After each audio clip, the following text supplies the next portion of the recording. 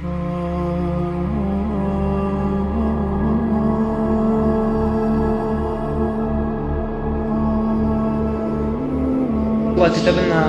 الله كتب لنا عمر يعني وبكره انتم كبرتوا وبتحكوا لاولاد اولادكم، التاريخ بالفيديو كانوا يوصفكم بالمدرسه والى اخره.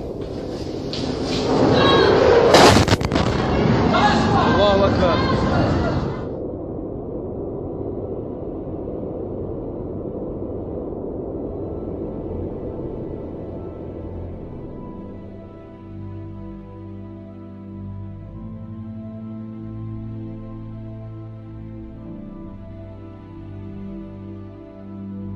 ونريد أن نمن على الذين استضعفوا في الأرض ونجعلهم أئمة ونجعلهم الوارثين. We want to bestow a favor. Listen to how beautiful this ayah is. We want to bestow a favor about those who people thought were weak by making them imams, inheriting one another. This is our will, that we turn the life of the oppressed on the earth into a life of dignity. They are going to inherit the earth, become the inheritors of the power and authority and leadership on earth. And this is at the time of the return of the 12th Imam. They asked 6th Imam, who's this about? And they asked Imam al-Rada. He said, this is about the Mahdi. For years they used to think we are the weak on the earth.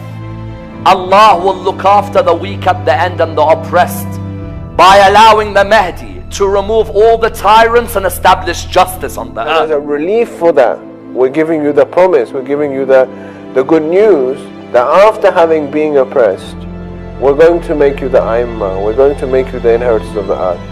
So that you don't lose hope, you don't despair from Allah subhanahu wa ta'ala's mercy.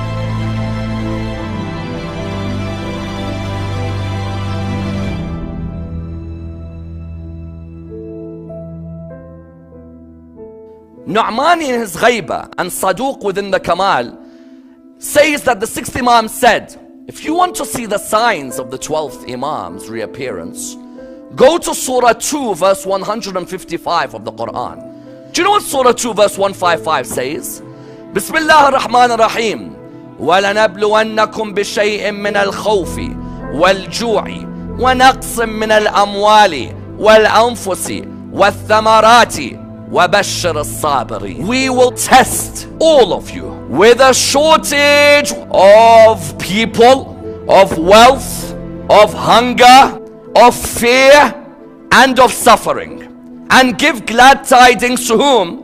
Glad tidings to the patient ones. He gave an overview of what the signs are. When this verse was spoken of, Imam al-Sadiq said to him, you want to see the signs of the 12th Imam? Look at this verse. What does this verse say? وَلَنَبْلُوَنَّكُمْ بِشَيْءٍ مِّنَ الْخَوْفِ. The first thing you'll be tested, and the first sign of the reappearance of the 12th Imam is what? The first sign is you will go through a period of fear. You'll go through a period where the kings of your time will be oppressive towards the people. In which way? When the kings of the time allow their own people's rights to be confiscated, when the kings of the time and the rulers of the time are not just with their people, when they are arrogant towards a certain group of people, not providing them with their rights, you find that the first of the signs is what? Allah will test us before the 12th Imam rises with a period of fear from our rulers. Number 2, wal-ju'i. Yes, there's a period of intense starvation that there is in the world today. Certain streets in India, children don't know when their next meal is. Yes, there are people in Africa who don't even break their fast with the luxuries that we break our fast with in the holy month of Ramadan.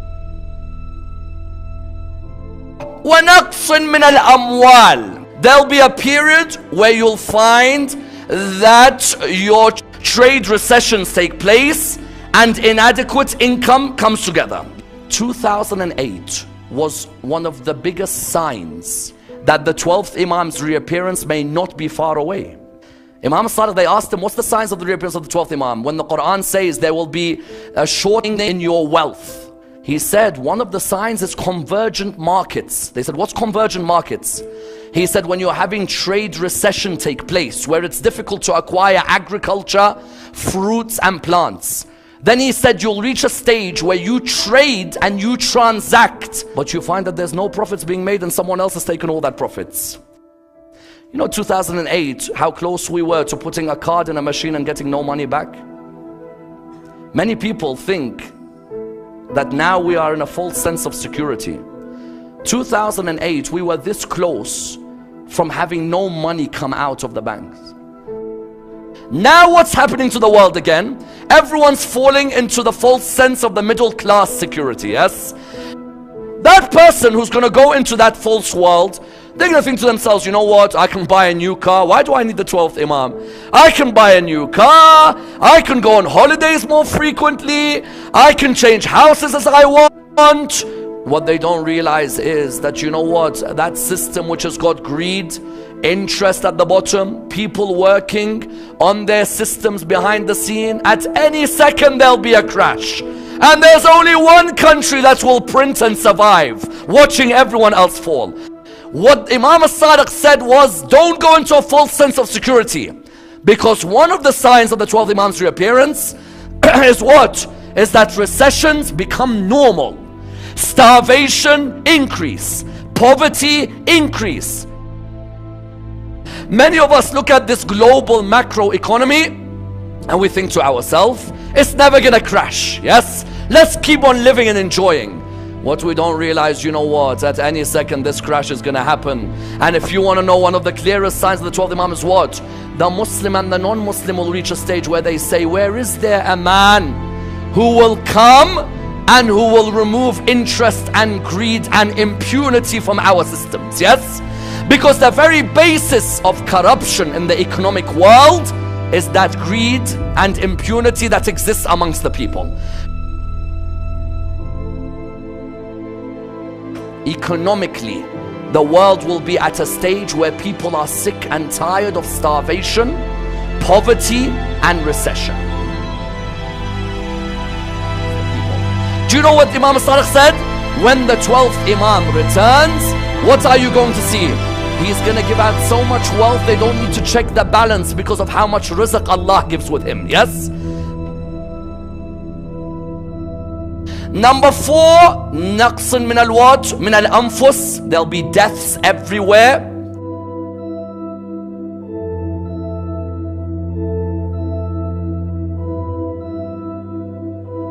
Correct? Everywhere you look on the television, you see death after death taking place, whether it's in Iraq or in Syria or in Pakistan or in Bahrain or in other parts of the world.